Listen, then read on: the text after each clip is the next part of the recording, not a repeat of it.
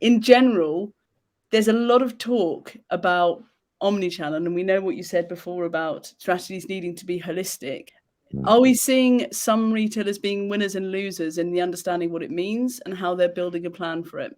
I definitely think so. If you take the worst hit categories, so say fashion, in lockdowns 1 through 3, not everyone was hit as badly as everyone else. Every company's on a digital journey, and some are right at the forefront, leading edge, and they might even describe themselves as a tech company disrupting the retail sector as opposed to a retailer in some instances. And some of our members do that. And those companies fared a lot better because it's ingrained in them to sort of constantly be improving, and they treat every problem as in a sort of agile development way, which brings benefits. So companies on the other end of the scale have struggled more, and they've had to invest more. And there's a lot of technical debt now sitting out there where people have just spun up huge projects in a very short space of time to sort of ensure their survival, and are now trying to work out how to sort of reduce that technical debt and sort of move forward in a sustainable way. So definite challenges. There are pure plays moving into physical space. I was in Angel yesterday, and there was I walked past the Amazon Fresh store.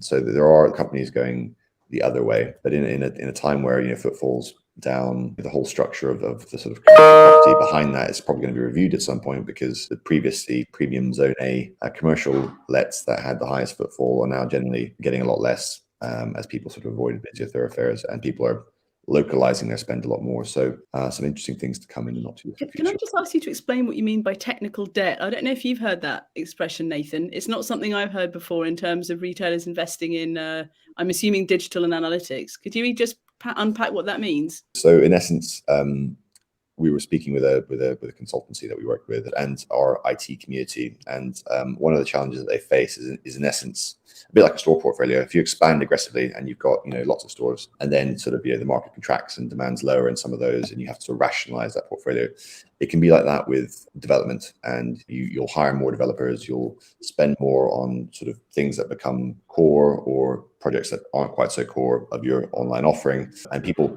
Because everything shifted online for non-food, a lot of non-food brands and retailers spent a lot in a very short space of time. And now they're trying to sort of manage back, now that sort of normality's resumed.